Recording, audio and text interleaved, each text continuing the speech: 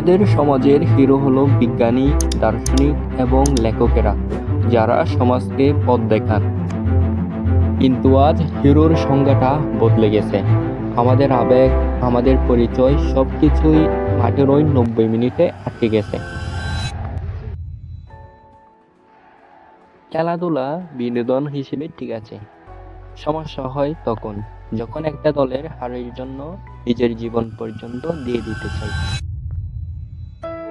বিনোদনের নায়িকারা আজ খ্যাতির চূড়ায়, স্পটলাইটের আলোয় ঝলমলে।